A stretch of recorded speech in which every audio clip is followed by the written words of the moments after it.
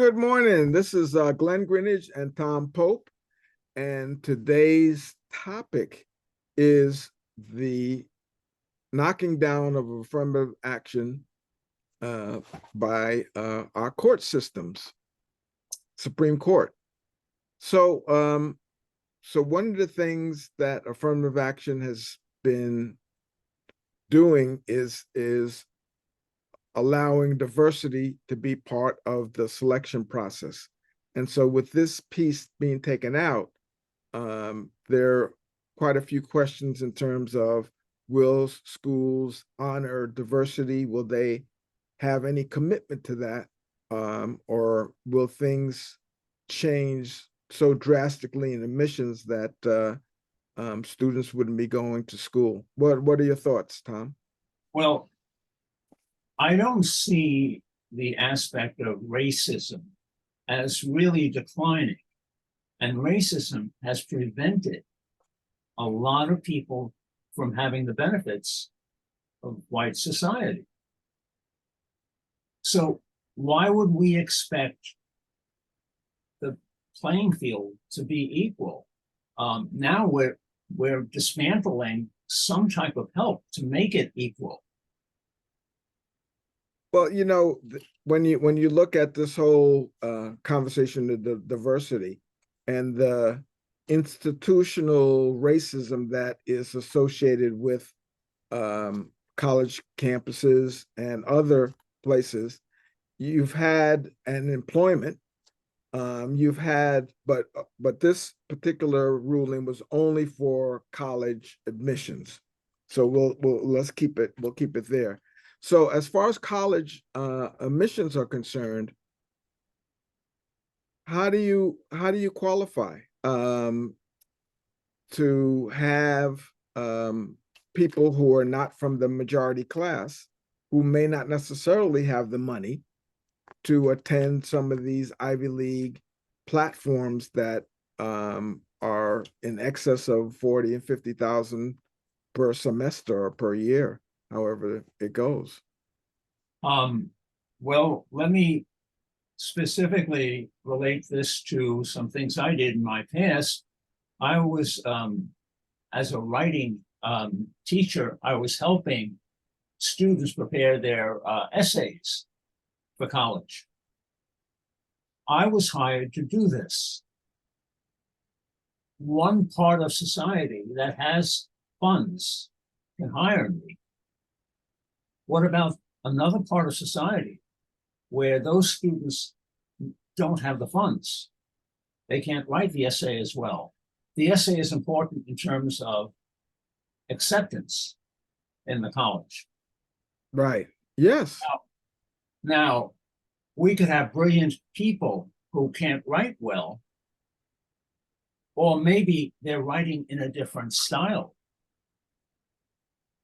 We could imagine people like English professors who are so acquainted with a traditional style hating the language of Baldwin. Yeah. Yeah. Now, that stops the process from being equal. This is why we need affirmative action. Well, you know what came to mind in what you just spoke? Ebonics. Ebonics is not necessarily an approved way of speaking, but people speak that way and can get their point across using Ebonics. If we use the standard English language as has been taught, then that whole student body that doesn't relate to that doesn't use that necessarily in their speaking day to day, are knocked out of the box. Now, is that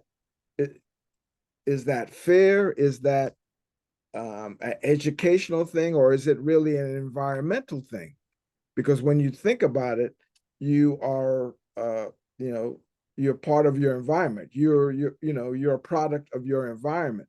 And if your environment isn't speaking the King's English, then it may be very difficult for you to bump up against those students who have that background. Another example, years ago at a physics conference, leading physicists would be listening to Stephen Hawking, who had a difficult time in vocalizing.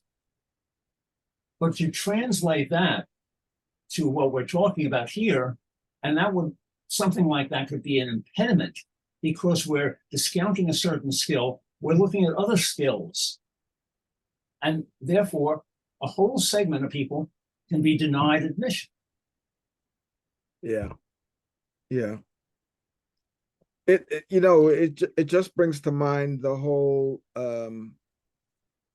impact, because affirmative action originally was put in place to benefit African American males specifically.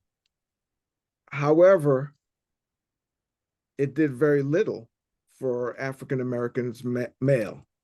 Now, it did more for white women, and part of that umbrella or wave, Black women were able to get on board, and both women, Black women and white women were, and Latino women, let's include the Latino women as well, women of color, were included in that and were really the beneficiaries of that.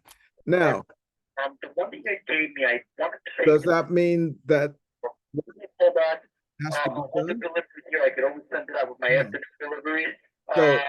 So we still have that as an issue, Credit card. Thank you very much. and we still need to move forward on it. The other thing that I heard just recently is one of the legal organizations is going to do a countersuit, because what they're saying is, if you do away with affirmative action as a way of diversifying, then you should also do away with this legacy process that has been in place, which says that if my parents went to the college, or one of my parents worked at the college, I'm granted admission without pretty much,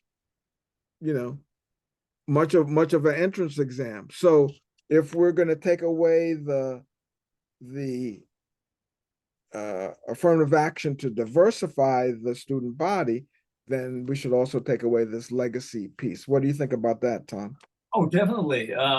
We have a strata of society of the very wealthy that can always get into Harvard or Yale. And why should they be more privileged than other people? Yeah. Now, we're not going to get into it in this topic, but that whole conversation of reparations kind of has an impact on that. Today, we're not talking about reparations. We're talking about just the affirmative action vote from the Supreme. Oh, we do have a link because of the funds needed for education. True. The federal funding that's associated with it as well. So there are many implications to this affirmative action being tossed out for admissions for colleges, and it's going to be interesting to see how the college campuses move forward in terms of what policies that they will actually implement, and the impact of those policies on the diversity of college campuses, which I think is an important part of our culture overall as Americans, to have a diverse population attending, our college and university campuses. And any thoughts? I think we have to fight this on many levels.